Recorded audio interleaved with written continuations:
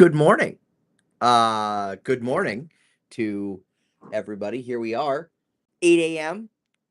Grab your coffee if you're like me and you like coffee. I love coffee. Uh, it's we're here for it. It's a live Q&A.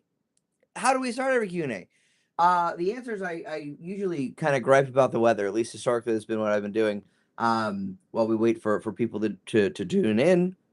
Uh, why is it so hot out? I appreciate that it's July. It's sort of, we're getting to the middle of July. Why is it so hot? I don't need that. I don't want that. I want it to be nice and cool and refreshing and nice. That's what I'm looking for. I'm not looking for sweltering, horrid heat. So, not it. Not it. If you have to be outside ever again, at least for like the next month or so, don't do it would be my recommendation. I'll be doing everything I can to avoid being outside again in this sweltering heat. So, oof. Anyway, with the weather report completed, uh should we get into questions? It's rhetorical. Nobody's here with me. So the answer is of course. We should get into questions. First question I received is a question about, oh, let's say you finish your shift and you discover a client left something important in your car, and they're going to need it before next session. Kind of, what do you do? And the answer is there's a couple. All right, awesome question, simple. It's I think something that everybody who works in this field will encounter at some point. So first thing, um, if it's something that is incredibly important, let's say they forget their inhaler or something like that in your car, I would say probably give them a call. If you've got another client that you're headed to, let your field coordinator know, hey, I'm going to be a little bit late because I got to go bring this back to my client, right? Like, I want to make sure that our clients who have something really medically important like that don't go without it, right? So that would be something I'd say, probably turn around, make sure they get that, and deliver that back to them. Let your field coordinator know what's kind of going on. That's I think a really good one. If it's a little less important, there are a couple of ways that we have historically handled this in the past. The first way that we have handled it is if there is something that is important that we're able to get to them, but you, for whatever reason, cannot return it to them before your next session. Sometimes we've had you bring that into the office before. You'll drop it off here, and then we'll have another staff bring it to them. If your schedule does not allow you to do that, that works. That's simple. That's easy. That's very much doable. So that's an option. Um, we have had other staff who say, okay, well, I look, I don't really care. I've got nothing going on this weekend, so I'm just going to swing it by their place, drop it off real quick. Also, totally fine. There's a lot of different ways that you can handle it. You can also let your field coordinator know. And they will help sort of direct you again if it's an item that needs to be dropped off into the office. Spectacular. Here's a fun one that we've had before. Connor, what if it's an item that requires refrigeration? And I'm not gonna, I don't have a refrigerator in my car. Another spectacular time to reach out to your field coordinator. Usually what we have done in that scenario, which has happened more than once, is that we'll have you bring it to the office. We've got refrigerators, and so we can keep that item refrigerated properly so that it isn't anything that spoils or anything like that. So what should we do? Really depends on kind of the type of item. If it is, again, something that is genuinely life saving, like an inhaler or something like that, that got left in the car, I would say probably turn around and give it back to that client right away. If it's something that is, still important, but not necessarily medically the most necessary, that is a case where we might say, hey, bring it into the office, we'll drop it off, or hey, uh, you know, we've got another staff who's going to be going out there tomorrow. If you want to swing by and drop it off or something, we can coordinate getting that brought back to the client. Or it may be a scenario where we say, if you've got the time and you want to bring it back, feel free. That's super awesome. I would also say too, again, for that kind of refrigerated thing, if you don't have the storage to be able to handle something like that, we have got plenty of refrigerator space here. So again, that would be something you'd bring into the office. In any case, I would say probably let your field coordinator know.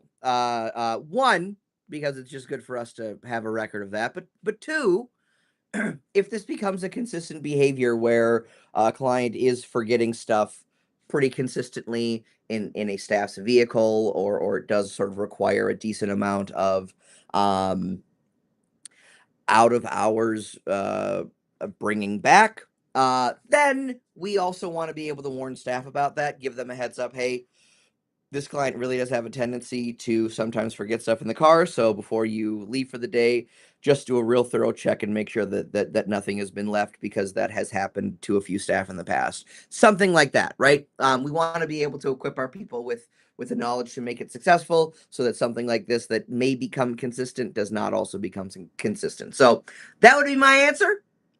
Spectacular question. You big fan of it. Very nice. I hope that's helpful. Um, but yeah, just let the field coordinator know, and then we will help you kind of figure that all out. Mm. All right. Next question I got is another, I think, very good one that I've certainly encountered, and no doubt others of you have. What if I'm going to the store with a client and they don't want me? I guess I shouldn't say they don't want me. And they say I can wait in the car while they run in. What should I do? Very good question. Um, that is something where I actually probably want to have a discussion with the client, right? Our job is to be present with our clients. That is kind of the thing. That's one of the things that really delineates us from, well, we're just friends helping our clients out or something like that, right? I want to be there with my clients when they are doing stuff. My job is to support them in the community. My job is to help them, to be there as an additional kind of problem solver. Um, and so if I have a client who says, "Hey, you can just wait in the car while I go in," I'm usually going to say to them, "Well, no, I want to come in. My job is to come in. I want to set with them the expectation that my job is to be with them. My job is to be present with them, um, and not in sort of like an I'm watching you way, um, but in a I'm here to support you. My job is to be out with you, and if something that you encounter, you might need some help with, or some problem solving with, or some tips or clues or cues or whatever it might be, my job is to be there. So I want to do my job correctly. I want to be there. This is your time. The time that we have together is yours, and it's meant to be used by you. And I want to empower my clients to utilize that time for things that they need, including, we're running to the store, and so I'm gonna run in with you, and we'll be doing these things together, right? Um, this is very much a doing things with people service, and that's what's unique and cool about it. Um, I think oftentimes, allow me to wax poetic for a moment, um, as I usually do. Mm. When a client expresses that, particularly if it's when I'm beginning working with them, this is usually something that they've learned from previous providers.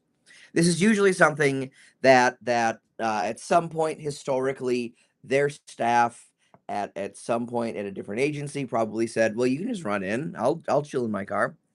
And that isn't the service. This isn't the way that we do things. This isn't how we want to support our people, right?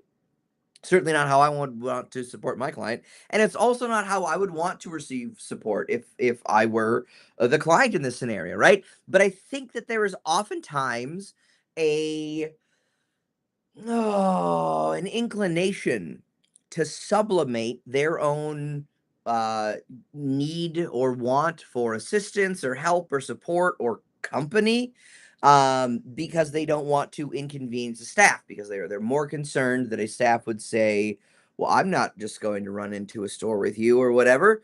Um, and if they are asked to, or if the client applies the pressure and says, well, I would really like your help, the staff might say, well, I'm not, it's not my thing that I really want to do, right?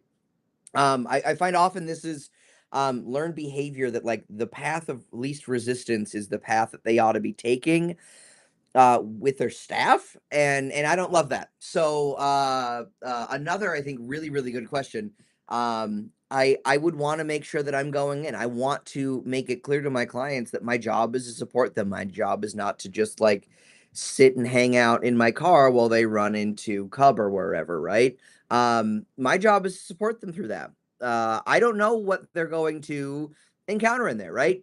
What I do know is that it's my job to help them. It's my job to support them. It is my job to assist them with whatever it is that may come up during that grocery store visit. So I want to make sure that I'm doing my job, and I would relay that to my client. That this is really the position that I have. I am supposed to go in. I would like to go in. That is the job that I have. So why don't we run in together, right?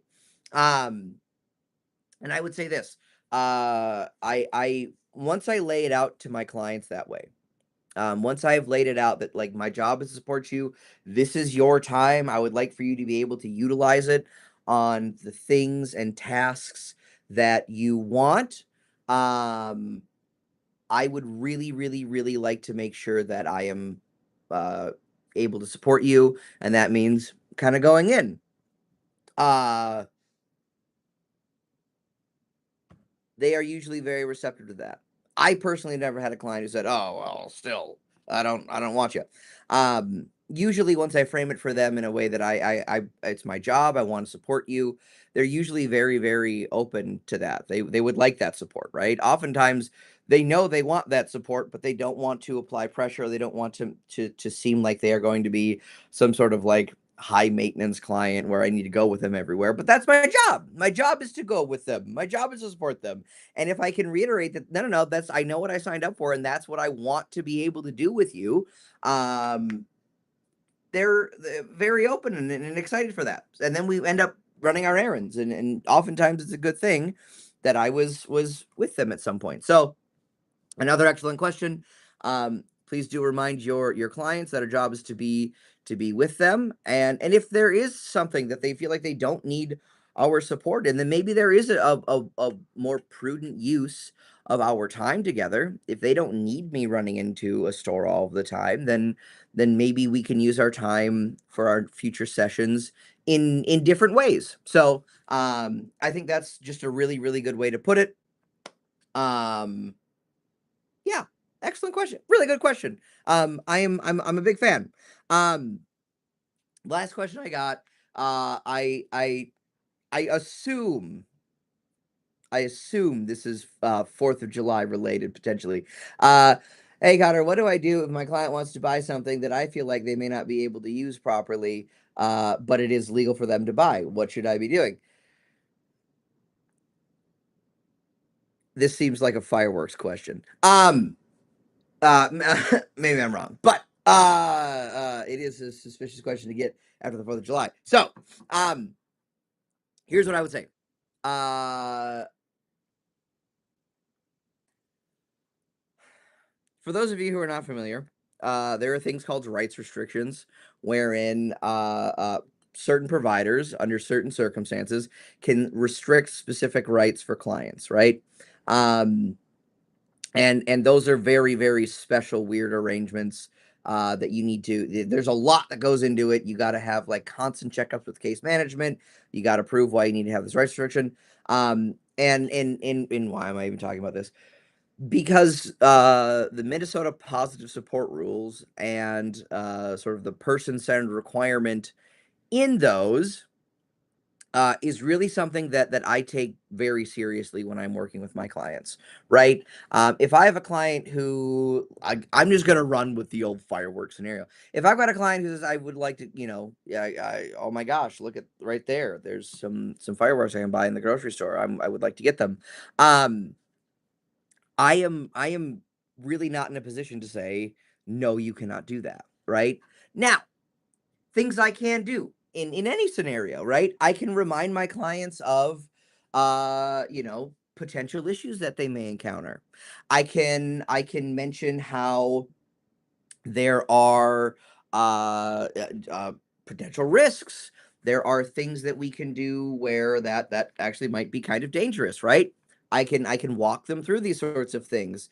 Um, I can, walk through what the ramifications of getting these sorts of things may be, right? But here's the thing. Broadly speaking, I think it's helpful to remember that this service and really a lot of 245D services are focused on client agency and independence, right? Which is to say, I am here to help them live an independent life. I'm not here to make them live the most safe, sheltered, and sort of protected life that I possibly can, right? Um, our clients are independent and therefore capable of taking risks, because with risks sometimes comes reward, right? And so I would say I can encourage my clients to maybe make good purchasing choices and to, behave in a safe manner. But I'm not here to say you absolutely cannot get that, because that's really not something that I, as a staff person, can do. I can relay my own feelings. I can say, look, I am uncomfortable with you engaging in that because, you may not be able to get yourself out of the way quickly enough in order for that firework to go off, or whatever it may be, right? Um, but I am not here to force my clients to be unable to do something, right? Um, if I say, "Oh, you absolutely cannot get those fireworks," or whatever it is, they're probably gonna find a different way to do it too, right? Um, they are, again, independent. So I wanna make sure that I'm not restricting my clients' rights, but I do wanna make sure that I am maybe laying out for them the dangers, the potential drawbacks. Is this risk necessarily worth the reward, right? And for many of our clients, the answer is yeah. Oftentimes it is. I think that very often our clients are stymied in what it is they are able to do. People think, oh, well, it's not 100% safe, so they shouldn't be doing it. But we don't hold everybody else to that standard, right? I don't hold my friends or my family necessarily to that standard either, and because that's a really high standard to meet. You're telling me that unless I can master something or make sure that it's 100% safe, that I really ought not to be engaging with it. I don't think that that's fair. I think that there is usually, even in a more risky thing, a real opportunity to build independence, to build skills, to build some problem solving, to build some potential good judgment skills as well. And so I would say probably encourage clients to engage in safe behavior, remind them of your concerns, remind them of your worries. Um, but I'm not I can't really restrict my clients, right? I can walk them through the consequences, but they can also say those consequences sound fine for me, Connor, and I shall be engaging with them. People are able to make their own choices in this service. So yeah, I like it is sometimes a little scary. Now, if I have a client who has got a history, say, of I don't know, house fires because they light off fireworks inside the house, that's going to be a little bit different, right? That's usually going to be an established behavior, and then it's usually going to be something that we're going to say, hey, you know how it's written in your plan, you can't have those sorts of things. We can't be getting those today, right? Um, there are definitely circumstances where we don't have uh, uh, a client may have a history of engaging in behaviors that we kind of do need to prevent, right? But outside of that, I think very often clients are able to make and handle the choices that they would like, and deal with the consequences, good or bad, with them. So I want to encourage, and those are awesome learning opportunities as well. I would say that when things sometimes don't go exactly perfect with clients. It's a really great time to, again, learn some skills, do some teaching and some training, and kind of help them work through that. So another really good question. That's those are the questions I had this week. All of them I think were really good. Maybe I didn't go into as much wild depth. These were not the most, I think, incredibly deep questions, but they are questions nonetheless that I've certainly, every one of these scenarios I've had to deal with. And so they're probably scenarios that you guys have had to deal with as well. So yeah, I love the questions. Please keep questions coming. Our next Q&A, I would love to hear from more of you. Email me your questions, send me your questions. I love answering these things. I want to thank everybody too, who's reached out with excellent feedback, and encouragement, and thank you. I'm so glad that you are all watching these. It is really a delight for me. So I'm glad that this is helpful. Please, if you have other questions, send them my way. As always, I'm here. That's what I'm here for. I'm here for it. I'm here for it. Ask me your questions. I love questions. Um, bring all your questions to me. I am excited for even more of these things. So send me your questions in the meantime. I've got nothing coming up in chat, so I hope that you all have a wonderful weekend. It is Friday when this is. I mean, I don't know when you're listening, but if it is a Friday, then I hope you have an amazing weekend. And I look forward to our very next here for it live Q&A with Connor. In the meantime, have a good one. Goodbye.